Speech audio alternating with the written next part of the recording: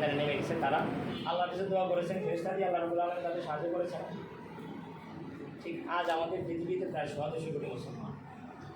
এবার আমরা যদি ঘরে বসে বসে শুধু আল্লাহর কাছে দোয়া করি, আর ওখানে লক্ষাধিক মুসলমান তারা যুদ্ধের ময়দানে নিজেদের জীবন বাজি রেখে যুদ্ধ করবে, আর আমরা ঘরে বসে শুধু দোয়া করব, আমাদের আর শক্তি সামর্থ্য, আশেপাশে মুসলিম রাষ্ট্রগুলি সাধারণ মুসলিম রাষ্ট্র, তাদের আর কোনো কিছু দায় দায়িত্ব থাকবে না। যদি এরকম করি তাহলে ওখানে আল্লাহর সাহায্য আসবে? আমরা সবাই বলি যে আল্লাহর সাহায্য কেন আসে না, এদের উপরে এত অত্যাচার নির্যাতন হচ্ছে। অবশ্যই আসতেছে, তাদের উপরে সাহায্য আসছে, কারণ তা না হলে তারা এই জালেম শাহের বিরুদ্ধে আজকে প্রায় 1.5 বছর পর্যন্ত টিকে থাকার কথা ছিল না। তাদের এত কিছুর মধ্যে আল্লাহ রাব্বুল আলামিনের সাহায্য আছে, কিন্তু তারপরে আরও সাহায্য আসবে যদি আমরা আমাদের ময়দানে সারা দেশে সারা বিশ্বব্যাপী যদি আমাদের এই মুসলমানরা যেখানে আছে না কেন, আমরা যদি আমাদের এই দিন প্রতিষ্ঠা আন্দোলনকে বেগবান করি, তাহলে অবশ্যই আল্লাহ রাব্বুল আলামিনের পক্ষ থেকে যে ঘোষণা আসছে, আল্লাহ রাব্বুল আলামিন ফেরেশতা দিয়ে সাহায্য করবেন, যেটা কোরআনের মধ্যে আল্লাহ রাব্বুল আলামিন বলেছেন, বিসমিল্লাহির রহমানির রহিম, ইন্নাল্লাযীনা ক্বালু রাব্বুনাল্লাহ সুম্মা ইসতাকামু তাতানাজ্জালু আলাইহিমুল মালায়েকা, যারা নাকি এই কথা বলে, ইন্নাল্লাযীনা ক্বালু রাব্বুনাল্লাহ, আল্লাহকে রব হিসেবে যারা একান্তভাবে মেনে নিয়েছে, সুম্মা ইসতাকামু, এবং এর উপরে যারা ইস্তেকামাত রয়েছে, আল্লাহ রাব্বুল আলামিনের ঘোষণা কি, তাতানাজ্জালু আলাইহিমুল মালায়েকা, আল্লাহর পক্ষ থেকে তাদের জন্য ফেরেশতা অবতীর্ণ হবে, আল্লাহর ঘোষণা এটা। সুতরাং আপনাকে আমাকে ইস্তেকামাতের সাথে ময়দানে সেভাবে টিকে থাকতে হবে। আজ আমাদের সমাজ যে অবস্থায় আছে, এই অবস্থায় যদি আমরা ইস্তেকামাত নিয়ে যদি আমাদের ময়দানে যদি টিকে না থাকি, আমরা যদি ময়দানে না দাঁড়াই, সেভাবে মানুষের দাঁড়ে দাঁড়িয়ে, মানুষের বাড়ি বাড়ি, মানুষের কর্ণকুহরে যদি আমাদের এই দিনের দাওয়াতকে পৌঁছে দিতে ব্যর্থ হই, তাহলে আল্লাহ রাব্বুল আলামিন কিন্তু আমাদেরকে ছাড়বেন না। আর যদি আমরা এই কাজটা করি, তাহলে অবশ্যই আল্লাহ রাব্বুল আলামিনের ঘোষণা হলো আল্লাহ আমাদেরকে ফেরেশতা দিয়ে সাহায্য করবেন।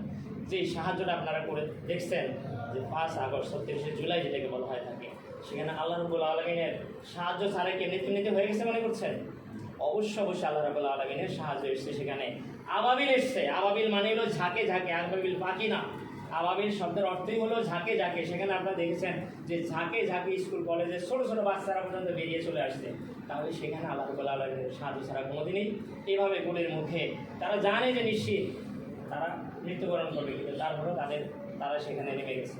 প্রিয় ভাইরা আমার, আমাদের এই সমাজটাকে যদি বিনির্মাণ করতে হয়, তাহলে আপনাকে আমাকে যেভাবে যে যেখানে আছি না এখন আমরা এইভাবে নেমে যেতে হবে। আপনারা অনেকে এখন ভয় করতেছেন না, যে আগামী দিনে বিএনপি আসবে না, অমুক আসবে না, তমুক আসবে, আবার আমার চাকরি যাবে, আবার আমার এই হবে সে হবে, রিজিক চলে যাবে, আমার সংসার চলতে পারবো না। আরে ভাই, সূরা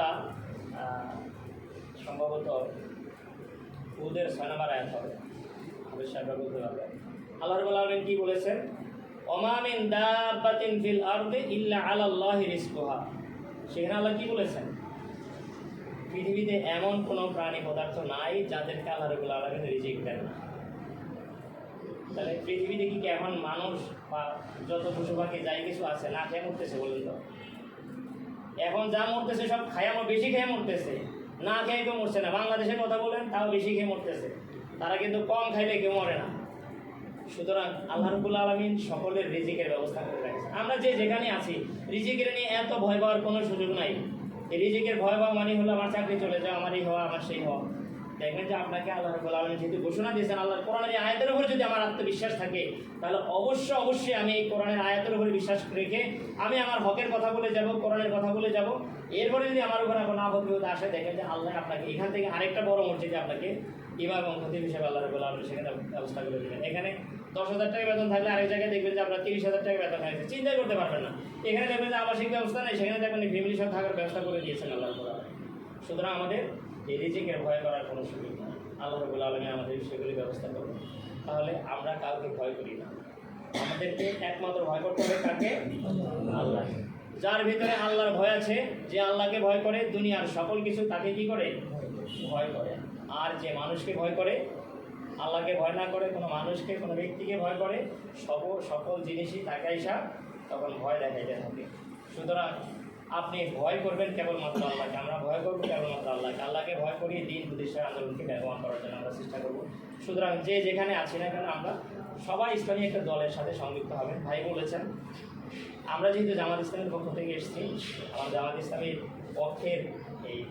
পক্ষ থেকে গত 15 দিনের একটা দাওয়াতি অভিযান চলেছে, শেষ হয়ে গেছে। আজকে শেষের দিকেরই একটা দিন আমরা এখানে নিয়ে এসেছি, এর আগে করতে পারিনি। এই জন্য আপনাদেরকে ডেকেছি। যে সকল ভাইয়েরা এখন পর্যন্ত কোনো আন্দোলন এবং সংগ্রামের সাথে জড়িত নাই, ইসলামী ধর্মের সাথে জড়িত নাই, ওই সকল ভাইদের জন্য আমাদের এখানে সহযোগী সদস্য ফর্ম আছে। আমি আশা করছি আপনারা যাওয়ার আগে সে আমাদের সহযোগী ফর্মগুলো পূরণ করে দিবেন। উদ্দেশ্যটা হলে এই, আমি একটু বলে শোনাচ্ছি সহযোগী ফর্মটা কি লেখা আছে। এখানে যে বলা আছে, যেমন আমি যেই নামে হোক বিশ্বাস করি যে দেশের শান্তি শৃঙ্খলা এবং ন্যায় বিচার প্রতিষ্ঠা করতে হলে শাসন ক্ষমতা ধার্মিক চরিত্রবান এবং নিঃস্বার্থ লোকদের হাতে থাকা প্রয়োজন।